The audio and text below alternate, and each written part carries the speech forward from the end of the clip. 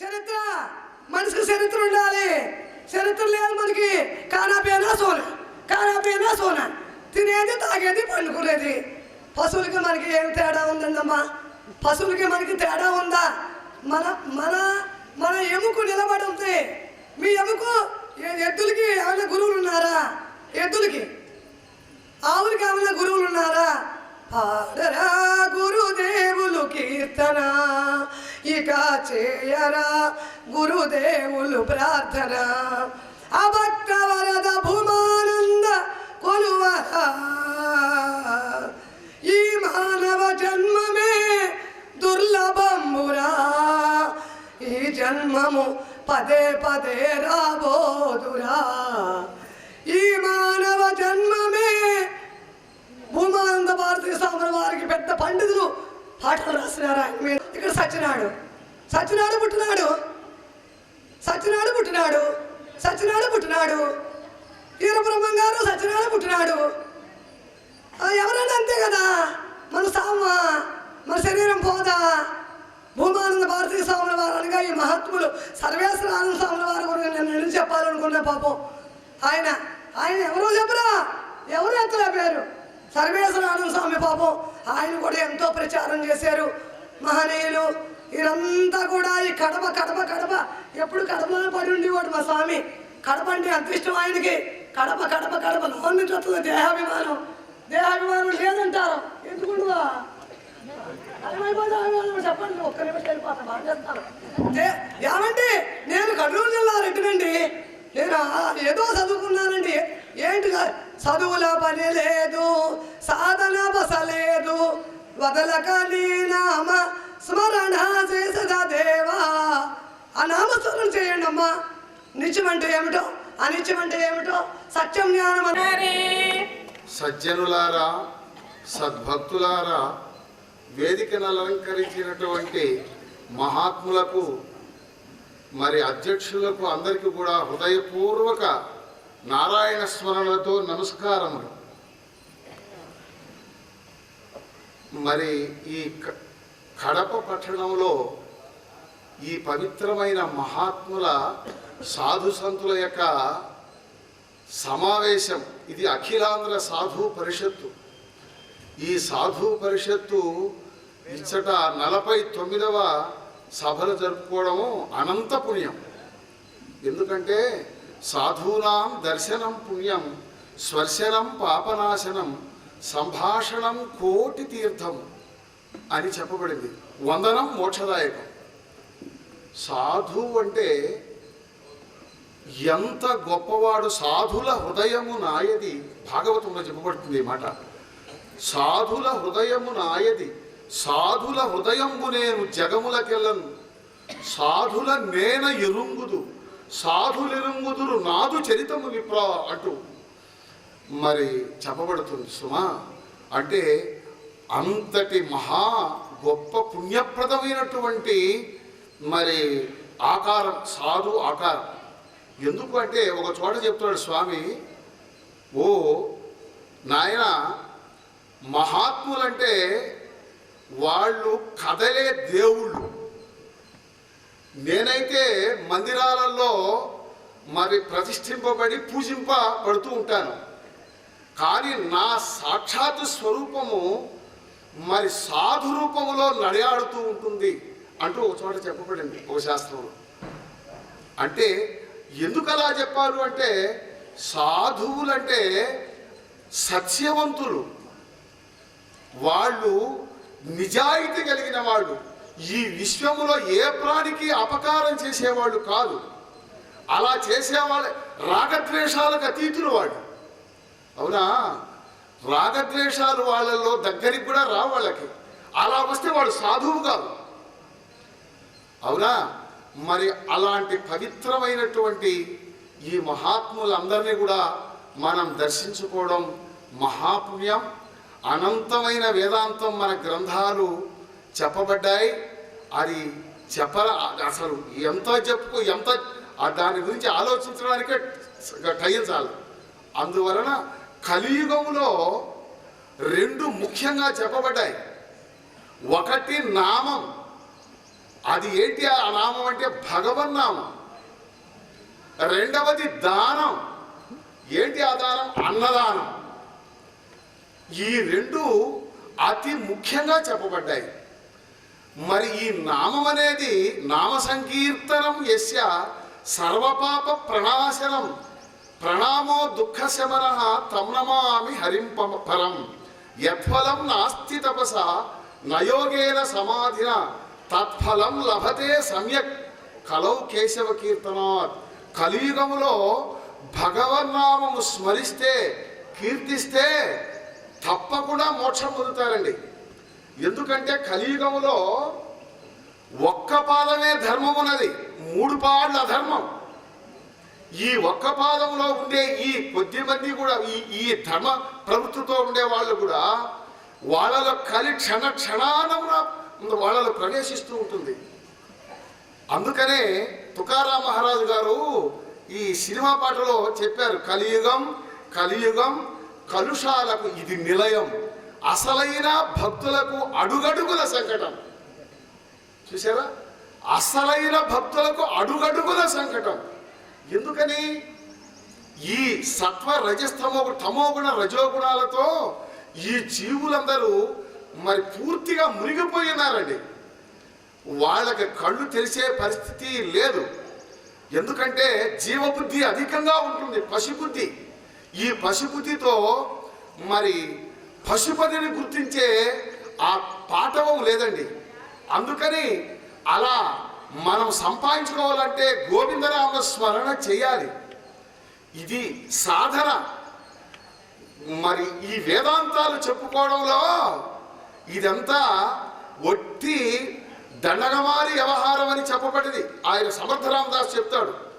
సమర్థరామదాస స్వామి ముందు పవిత్రతను సంపాదించుకోవడానికి టాకలి అంటే మహారాష్ట్ర దేశంలో టాకలి అనే ఒక గ్రామం దగ్గర గోదావరి నీళ్లలో నిలబడి, తొడలోతు నీళ్లలో నిలబడి 12 సంవత్సరములు శ్రీరామ్ జయరామ్ జయ జయరామ్, శ్రీరామ్ జయరామ్ జయ జయరామ్ అనండి.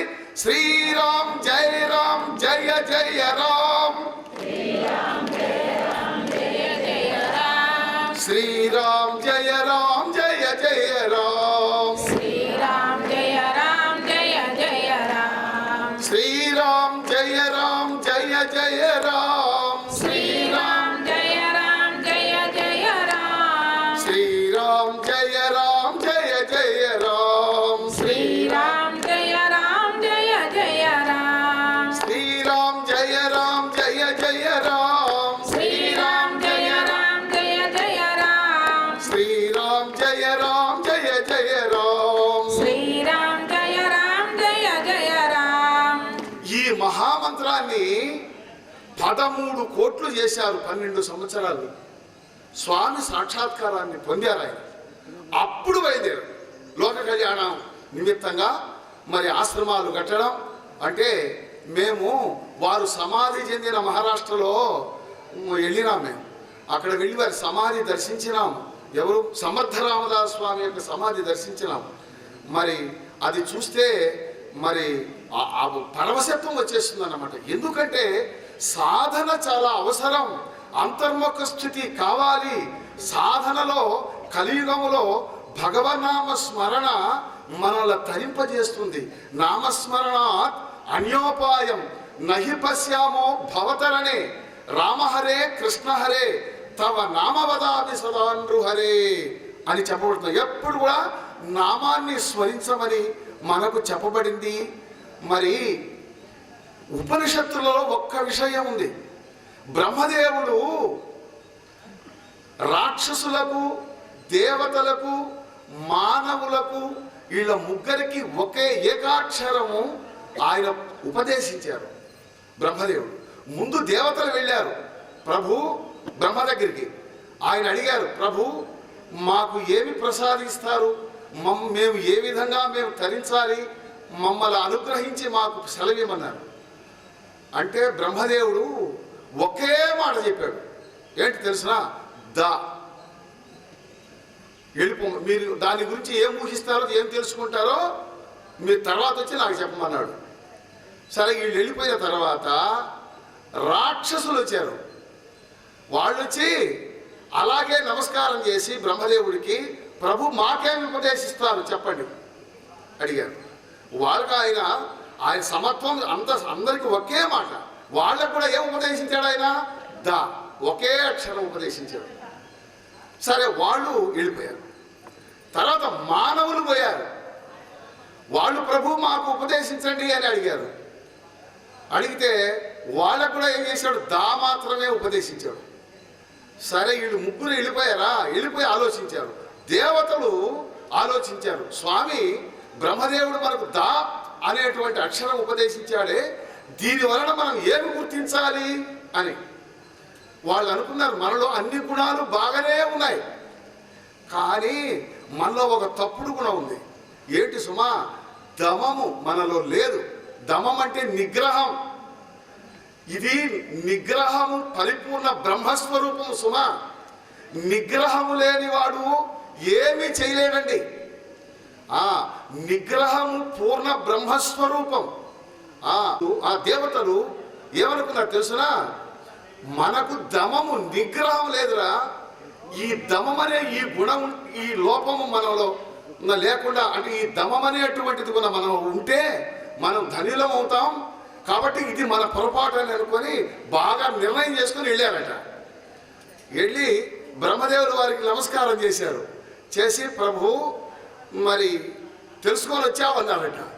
అయితే ఏం తెలుసుకొని వచ్చారయ్యా అంటే ఆయన అన్నాడు, వీళ్ళు అంటారు, ఎవరు? దేవతలు, స్వామి మాకు అన్ని గుణాలు ఉన్నాయి, దమము నిగ్రహం లేదండి, అదొక్కటి మాలో బాగా పొరపాటు అన్నారంట.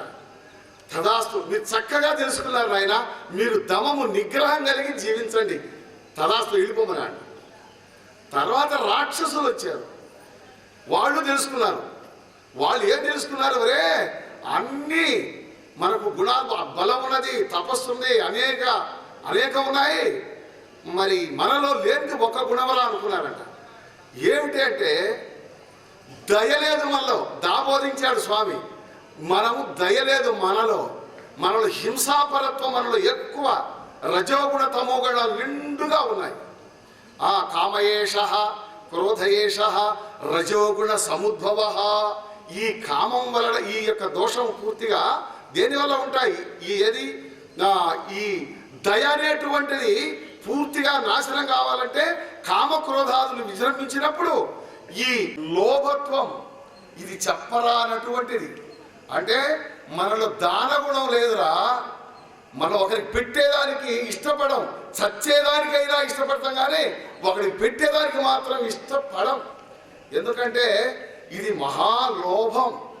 లోభము సర్వ అనర్థములకు మూలం అని వాడు నిర్ణయం చేసుకొని స్వామికి చెప్పారు. అదే మానవ ఉండేటట్టుగా మమ్మల్ని అనుగ్రహించండి అని బ్రహ్మదేవుడికి చెప్పారంట.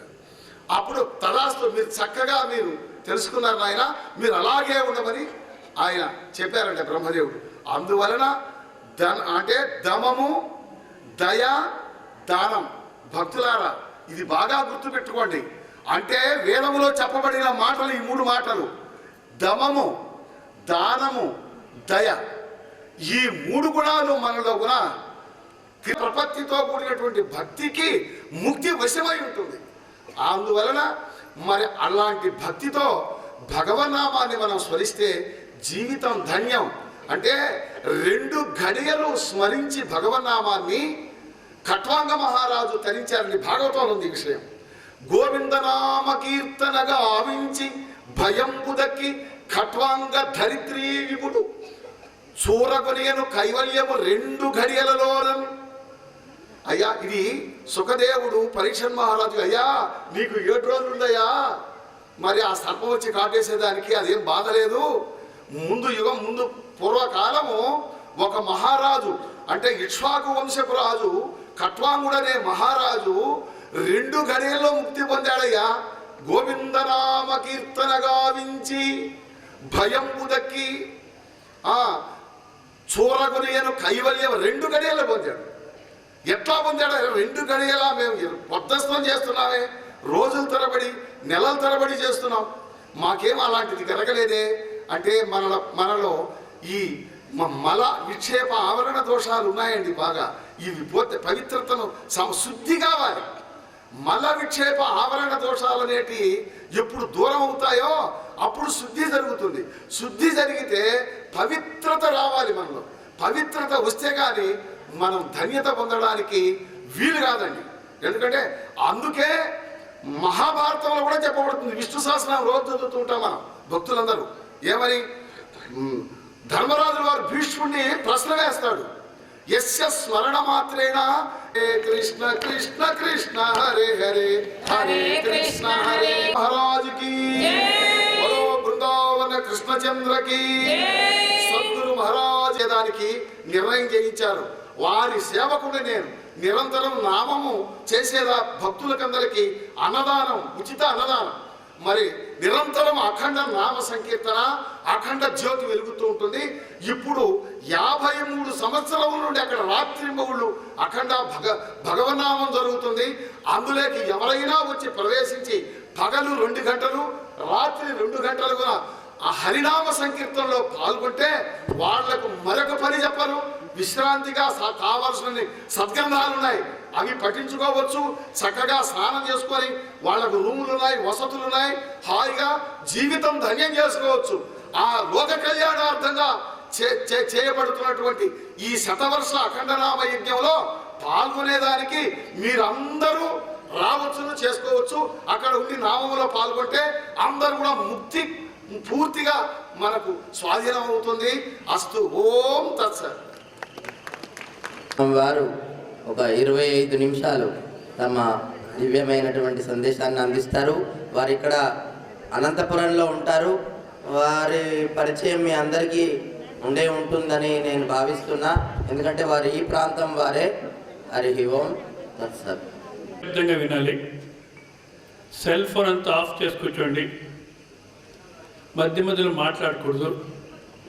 నేను ఎప్పుడైనా ప్రశ్న వేస్తే తప్పైనా పర్వాలేదు, సమాధానం చెప్పండి.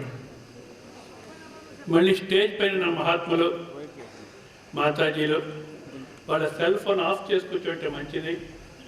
మళ్ళీ వెనక గుసగుస మాట్లాడకూడదు. శ్రవణం అంటే శ్రవణమే సాధన, మిగతాదంతా అంతఃకరణ శుద్ధి కోసం చాలా ఏకాగ్రతగా జరగాలి. మళ్ళీ ఫోటో తీసేవాళ్ళు మీరు కూర్చోండి. నా ఫోటో తీయాల్సిన అవసరం తీయలేరు, కూర్చోవలసినది. మధ్య మధ్యలో డిస్టర్బ్ చేయకండి. నీళ్ళు సప్లై చేసే తర్వాత చేయండి.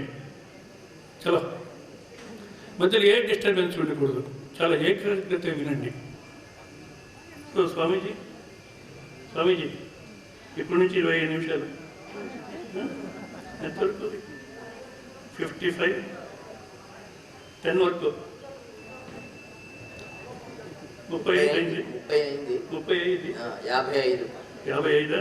సార్ నా దాంట్లో 35 అయ్యింది. ఓకే సరే. వినండి, జాగ్రత్తగా వినండి. నేరుగా విషయాన్ని ప్రవేశం చేస్తాం, సమయం అభావం ఉంది కనుక.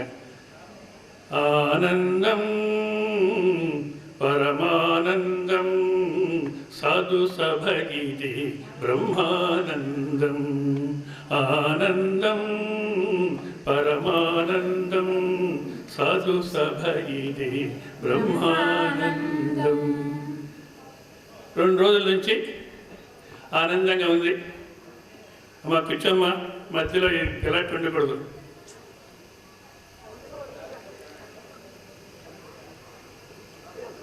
ఇంకా ఈ సభ సాయంత్రం సభ అయిపోతే మళ్ళీ ఉండే సభలు, అప్పుడు ఆనందం కూడా వెళ్ళిపోతుంది.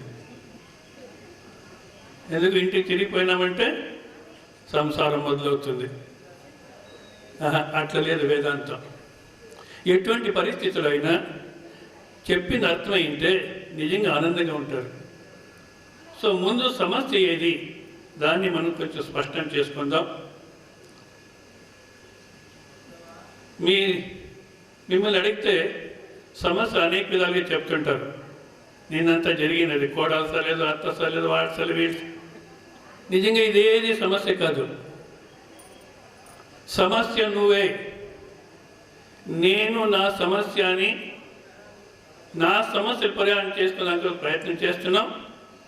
నిజంగా నా సమస్యలు అనేది సమస్య కాదు. మూలభూతమైన సమస్య నేను ఫలానా, ఐఆమ్ సో అండ్ సో, నేను నాది, అహంకార మమకార, ఇదే సమస్య. అత్త కాదు, కోడలు కాదు, మామకి ఎవరు కాదు, నువ్వే సమస్య. ఎందుకంటే శంకరాచార్యులు అంటారు, ఇతర ఇతర వివేకేన సత్యానృతం మితినీకృత్య అహమిదం మమ ఇదమితి నైసర్గికోయం లోక వ్యవహార. పుట్టినాము, జగత్తుకు వచ్చినాము, ఏం వివేకం చేయలే. 1వ సంవత్సరం నేను ప్రారంభమైంది. నువ్వు హిందూ, నువ్వు ముస్లిం, నువ్వు క్రిస్టియన్ అని ఆరోపణ చేస్తున్నారు, ఒప్పుకున్నాను. తర్వాత బ్రాహ్మణ, క్షత్రియ, శూద్ర అన్నది ఒప్పుకున్నాను. వేరే వాళ్ళు నన్ను చూసి ఏమేమి చెప్పినారో అదంతా నేనే ఒప్పుకొని మళ్ళీ బీకామ్ గ్రాడ్యుయేట్, బ్యాంక్ ఎంప్లాయీ, ఫలానా స్త్రీకి మొగుడు, ఏదేదో ఈ నేను ఫలానా నేను పెంచుకున్నాం అభిమానము